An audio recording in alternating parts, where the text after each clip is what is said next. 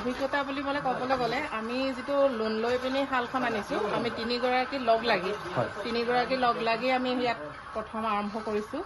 আৰম্ভ কৰি পিনি আমি শালখনৰ জৰিয়তে উৎপাদন কৰিছোঁ। অকল এখন শাল বুলিয়ে নহয়, আমি 4-5খন শাল মাটিশালো আমি ব্যৱহাৰ কৰিছোঁ। কৰি পিনি তাৰ পৰা যিটো ইনকাম হৈছে সেই ইনকামেই আমি গোটৰ ধাৰটো বৰ্তমান মাৰি আছোঁ। আমি মানুহজনৰ ওপৰত মানে এই বোজাটো দিব খোজা নাই। যিটো আমি লোন লৈছোঁ সেই লোনটো আমি গোটেই তিনিগৰাকী মানুহে লগতে যিকেইগৰাকী সহযোগী আছে তেওঁলোককো আমি ওলাই কৰিব নোৱাৰোঁ।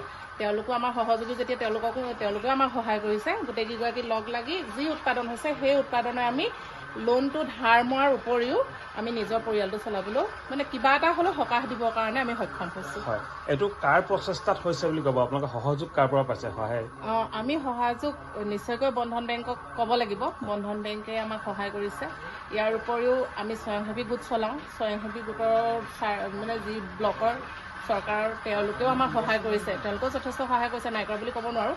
কাৰণ কেলৈ আমাৰ যিখিনি গামোচাৰ বিক্ৰী আমাৰ ঘৰৰ পৰা নিয়াখিনি নিয়ে, কিন্তু যিখিনি কিছুমান আমি চৰকাৰী তেওঁলোকেও আমাৰ বিক্ৰী কৰাত মানে এখন আমাৰ মাৰ্কেট দিছে, যিখন গভৰ্ণমেণ্ট মাৰ্কেট প্লেচ, তাত আমি ৰেজিষ্টাৰ্ড হৈ আছোঁ। আৰু তেওঁলোকে আমাৰ গামোচাখিনি এটা নিৰ্দিষ্ট দামত, কিন্তু তাত আমাৰ 280 টকা দৰত এখন গামোচা, সেইটো দৰত আমাক তেওঁলোকে সেইখন নিবলৈ তেওঁলোকে আমাক এখন মাৰ্কেট